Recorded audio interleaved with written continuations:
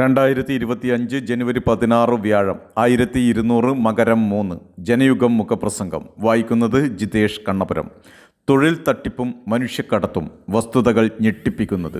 തൊഴിൽ തട്ടിപ്പും അതിനോടനുബന്ധിച്ചുള്ള മനുഷ്യക്കടത്തും ലോകത്ത് സർവ്വസാധാരണമായിട്ടുണ്ടെങ്കിലും കേരളത്തിൽ ഇതുമായി ബന്ധപ്പെട്ട് പുറത്തു വന്നിട്ടുള്ള തട്ടിപ്പുകൾ താരതമ്യേന കുറവാണ്. എന്നാൽ അടുത്ത കാലത്ത് റഷ്യൻ കൂലിപ്പട്ടാളത്തിലേക്ക് മലയാളികൾ എത്തിയിട്ടുണ്ടെന്നുള്ള വാർത്തകൾ ഞെട്ടലുളവാക്കുന്നത് തന്നെയാണ്. ഇതിനകം 2 മലയാളികളാണ് ഉക്രൈൻ റഷ്യ യുദ്ധമുഖത്ത് കൊല്ലപ്പെട്ടെന്ന വിവരങ്ങൾ പുറത്തു വന്നിരിക്കുന്നത്. അതിന് തൊട്ടു മുമ്പാണ് തട്ടിപ്പിനിരയായി കംബോഡിയയിൽ അകപ്പെട്ടു പോയവരുടെ ദുരവസ്ഥ പുറത്തു വന്നതും വിദേശകാര്യ മന്ത്രാലയം ഇടപെട്ട് അവരിൽ കുറച്ചുപേരെ തിരിച്ചെത്തിക്കുകയും ചെയ്തത്. ഇതിന് പിന്നിൽ പ്രവർത്തിച്ച ചിലരെ പോലീസ് അറസ്റ്റ് ചെയ്തിരുന്നു. മുമ്പ് ഇറാനിലേക്കും അവയവ മാഫിയ ആളുകളെ ജോലിക്കെന്ന വ്യാജേന കയറ്റിവിടുകയും വൃക്ക അടക്കമുള്ള അവയവങ്ങൾ എടുത്ത ശേഷം അവരെ തിരിച്ചയക്കുകയും ചെയ്തതിൻ്റെ വിശദവിവരങ്ങളും പുറത്തു വന്നിരുന്നു. തുടർന്ന് നടത്തിയ അന്വേഷണത്തിൽ മനുഷ്യക്കടത്ത് നടത്തിയ ഇടനിലക്കാരിൽ ചിലരെ അറസ്റ്റ് ചെയ്തിരുന്നു. NIA ഈ കേസ് ഏറ്റെടുത്തിട്ടുണ്ട്. എന്നാൽ അതിനെയൊക്കെ കടത്തിവെട്ടുന്ന തട്ടിപ്പിലൂടെയാണ് ആളുകളെ ജോലിക്കെന്ന വ്യാജേന റഷ്യൻ യുദ്ധമുഖത്തേക്ക് കയറ്റിവിട്ടത്. വിവിധ ജോലികൾക്കെന്ന പേരിലാണ് വൻ തുക വാങ്ങി ചെറുപ്പക്കാരെ റഷ്യൻ കൂലിപ്പട്ടാളത്തിനു വേണ്ടി കടത്തിയത്. തൃശൂർ കുട്ടനല്ലൂർ സ്വദേശി ബിനിൽ ബാബു എന്ന യുവാവ് കഴിഞ്ഞ ദിവസം ഉക്രൈൻ റഷ്യ യുദ്ധമുഖത്ത് ഡോൺ ആക്രമണത്തിൽ കൊല്ലപ്പെട്ടു. തൃശൂർ സ്വദേശിയായ സന്ദീപ് ചന്ദ്രൻ ഓഗസ്റ്റ് അവസാനം കൊല്ലപ്പെട്ടിരുന്നു. ബിനിൽ ബാബുവിനൊപ്പം റഷ്യയിലെത്തിയ അടുത്ത ബന്ധു കൂടിയായ ജെയിൻ കുര്യൻ ഡോൺ ആക്രമണത്തിൽ പരിക്കേറ്റ് മോസ്കോയിലെ ആശുപത്രിയിൽ ചികിത്സയിലാണെന്ന വിവരവും പുറത്തു വന്നിട്ടുണ്ട്. ജെയിൻ തന്നെയാണ് ബിനിൽ കൊല്ലപ്പെട്ട വിവരം ബന്ധുക്കളെ അറിയിച്ചത്.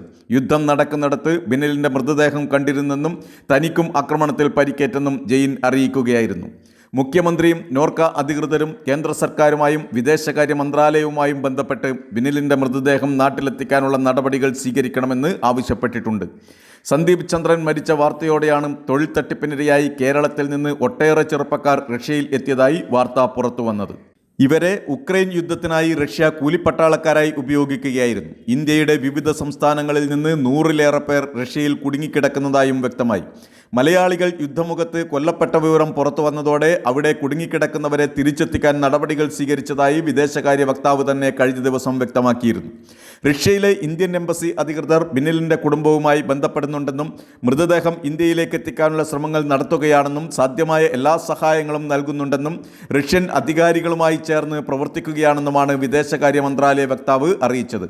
1 വർഷത്തെ കരാറിലാണ് കഴിഞ്ഞ ഏപ്രിൽ 4-ന് ബിനിലും പിതൃ സഹോദരപുത്രനായ ജെയിനും റഷ്യയിലേക്ക് ജോലിക്കായി പോയത്.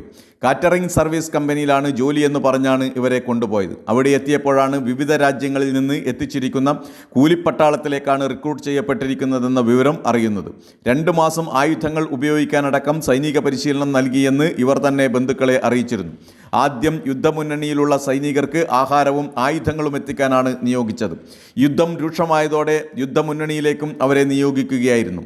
ബിനിൽ റഷ്യയിലേക്ക് പോകുമ്പോൾ ഭാര്യ ജോയ്സി ഗർഭിണിയായിരുന്നു. 5 മാസം പ്രായമായ മകനെ ഒരു നോക്ക് കാണാൻ പോലും കഴിയാതെയാണ് ബിനിൽ യുദ്ധമുഖത്ത് കൊല്ലപ്പെടുന്നത്. ഇത്തരത്തിൽ സാധാരണക്കാരായ ചെറുപ്പക്കാരെ ചതിയിൽപ്പെടുത്തി വിദേശ രാജ്യങ്ങളിലേക്ക് എത്തിക്കുന്ന ഏജൻസികളെ കടുത്ത നടപടികൾ സ്വീകരിച്ച് നിയന്ത്രിക്കേണ്ടത് അത്യാവശ്യമാണ്. കംബോഡിയയുടെ വിവിധ പ്രദേശങ്ങളിലും ലാവോസിലും 100-ലധികം മലയാളികൾ കുടുങ്ങിക്കിടക്കുന്നുണ്ടെന്ന വിവരങ്ങളും പുറത്തു വന്നിട്ടുണ്ട്. ടൂറിസ്റ്റ് വിസയിൽ അടക്കമാണ് ഇവിടേക്ക് ആളുകളെ ജോലിക്കായി എത്തിച്ചിരിക്കുന്നത്. റഷ്യയിൽ എത്ര മലയാളികൾ യുദ്ധമുഖത്ത് കുടുങ്ങിയിട്ടുണ്ടെന്നതിൻ്റെ കൃത്യമായ കണക്ക് പുറത്തു വന്നിട്ടില്ല. തൃശ്ശൂരിൽ നിന്നും മാത്രം 5 പേർ പോയതായി വ്യക്തമായ വിവരമുണ്ട്. ഇവരിൽ 2 പേരാണ് കൊല്ലപ്പെട്ടത്. സംസ്ഥാന സർക്കാരും പോലീസും നോർക്ക അടക്കമുള്ള ഏജൻസികളും കർശനമായ നിരീക്ഷണങ്ങളും നടപടികളും ബോധവൽക്കരണ പ്രവർത്തനങ്ങളും നടത്തണം. മനുഷ്യക്കടത്ത് മാഫിയയ്ക്കെതിരെ ശക്തമായ നടപടി കേന്ദ്ര സംസ്ഥാന സർക്കാരുകളിൽ നിന്നുണ്ടാകണം. സ്വകാര്യ ഏജൻസികളുമായി ബന്ധപ്പെട്ട് വിദേശ ജോലിക്കായി പോകുന്നവർ വസ്തുതകൾ കൃത്യമായി അറിയാൻ വിവിധ സർക്കാർ സംവിധാനങ്ങൾ ഉപയോഗപ്പെടുത്തുന്നതിൽ ജാഗ്രത കാട്ടേണ്ടതുണ്ട്.